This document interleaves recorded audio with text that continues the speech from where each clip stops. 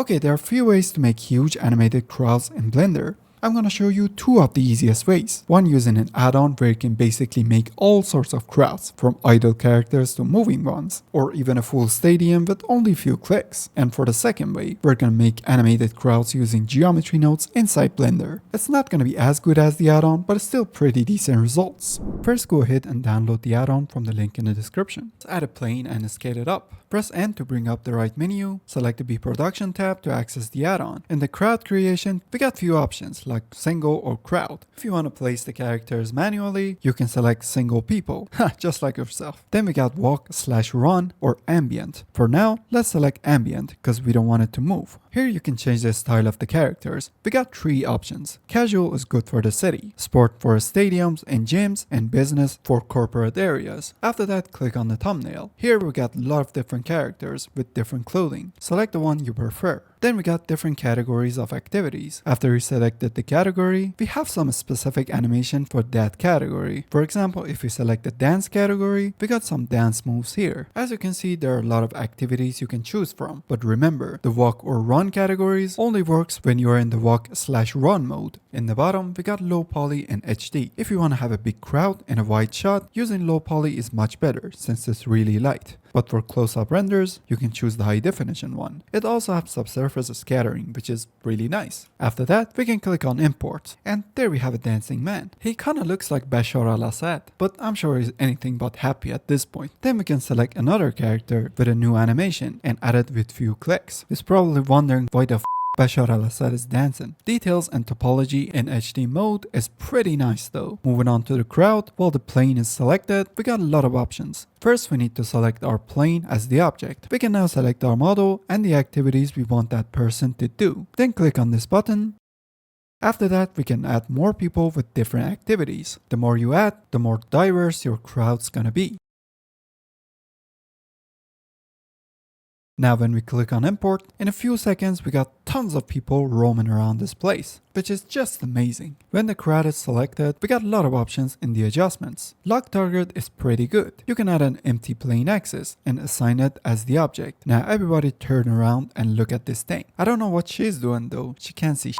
Or we can even bring the empty to the center of the crowd, so it looks like they're watching something in the middle. Seed option changes the position of the people randomly, and density mask is the amount of people in the scene. It's too much? Just lower it down. You can even adjust the amount of people based on the distance between them. Now if we enable cluster, we got the smaller groups of people. This is good for showing people sitting in the park and stuff like that. You can adjust the size of these small groups from here, and also the number of these groups fit on the plane from cluster proximity. We're done with the first one. Moving on to the next, we got cluster mode, which is similar to what we were doing. After that, we got follow curve. Let's pick X7 because we're lazy. It contains 7 different people in one. And when we click on this button, all of them gets added with one click. Click on import, and after a few seconds, it should pick up the annotate tool automatically. After that, just draw over the surface and it will make the path for the crowd to take. It's really easy and adjustable. There are options for this one too. Seed is the same as the other ones. Count increases or decreases the amount of people. They all have their own line, so don't worry about them getting collided with each other. Spline spread increases the size of these lines, making the road bigger to add more people to it. The reverse box inverts the road so they walk the exact opposite. But the really fun thing is the bi-directional. If you set it to half of the people go this way and the other half goes the opposite. This might be good for showing people crossing the streets. Moving on to the next one, which is grid mode. This is good for the more uniformed gatherings. It can be military, it can be gyms, or sport related stuff. In the group mode, we got a bunch of people gathering around the place. It's packed in the front, but less dense in the back. It's good for concerts, people watching races, etc. And obviously all of the features from the previous ones are present here. The stadium mode is also pretty good too. You just have to select all of your chairs one by one. Select the sitting pose like this one and add the character like before. Then click on import.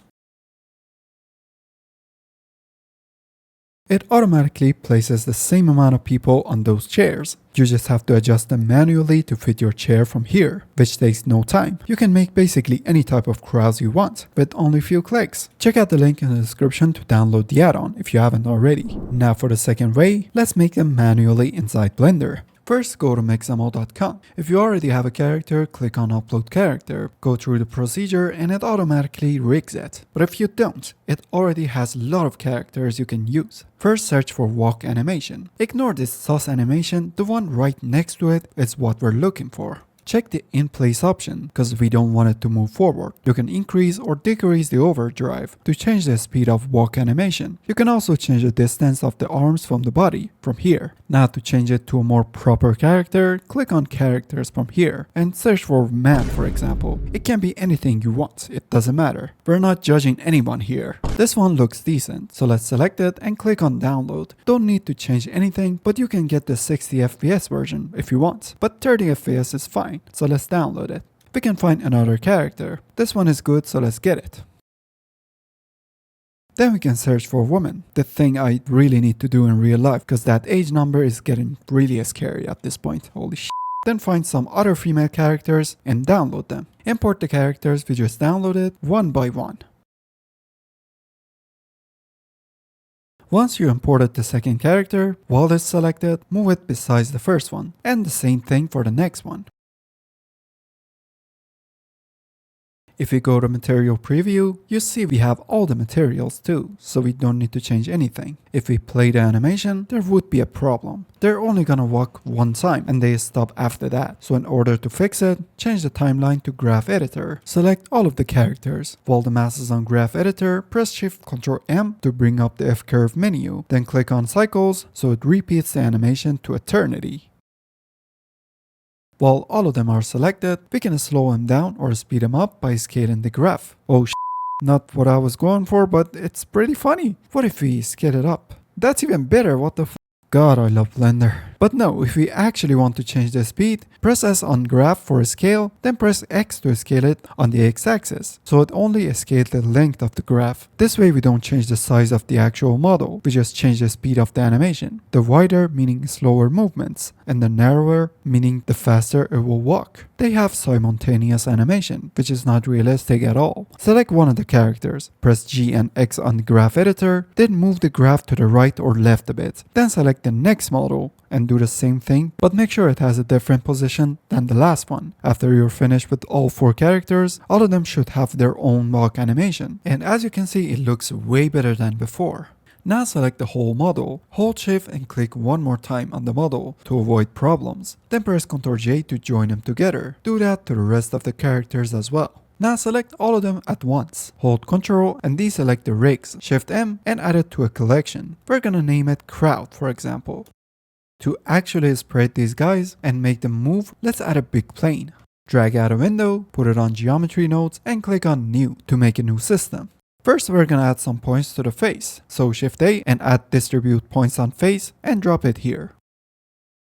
Now to turn these points into human, we need to add an instance on points node. Let's drag it to the front and make some space in between. We're gonna add some stuff here later in the video. Shift A and add a collection info. Select the crowd as the collection and connect the instances to the instance. It is way too crowded. Let's decrease the density from here. Then go to edit mode and scale it up so more people could fit on this plane. Get out of the edit mode and scale them down a bit because they're way too big. You've probably noticed that all of the 4 characters walk beside each other, just like our main collection. We don't want this, so enable pick instance and the separate children. Now they all scattered around the place randomly. If you want the size of them to be set as the actual size of the models, change the collection to relative. Now to actually move these guys forward, we need to add some additional nodes. First add a set position node, obviously, and drop it in the space we left for this. If we move the Y number in the set position node, we can move them forward or backward easily. We can press I while the mouse is on the numbers, so we make a keyframe on frame 0. Then go to frame 200 or something like that and move the Y to a number where they move forward. Then press I again on the values to make a keyframe here as well. Now they actually move, but they all have the same speed, which is pretty boring and unrealistic. Let's change that. Shift A and add a combine XYZ. Connect it to the offset of the set position, then add a random value node. Connect it to the Y slot of the combine XYZ. Why Y you ask? Cause X or Z move the crowd to the wrong direction. So Y is the only right one. Now if we change the min or max number, you see some characters are going faster than the rest, which is pretty cool. You can animate it by itself, but easier way would be to add a value node and connect it to the both min and max.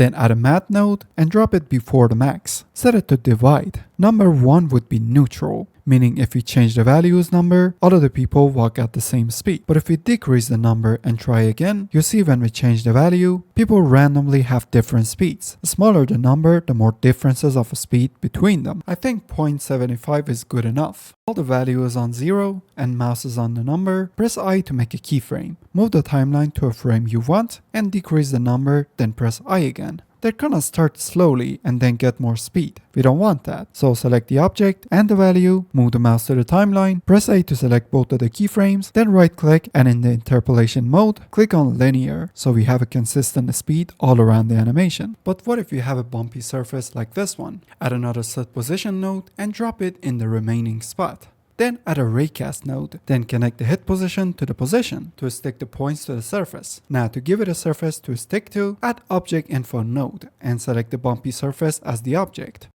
Then connect the geometry to target geometry. Some of our crowd disappeared. To fix that, select the crowd and move it upwards just a bit. There are some bugs happening around here. Make the plane larger to fix this issue, and if the characters started floating again, just move them upwards and it will get fixed. Now as you can see, they're walking on these heels. You can change the crowd area by changing the shape of the plane in the edit mode. Obviously it's not as good or easy as the add-on, but it's free. Hope you find the video helpful, and make sure to check out my Gumroad and Patreon page to download all the 3D files and real-time process videos and lots of other characters from the channel. See you on the next one. Peace!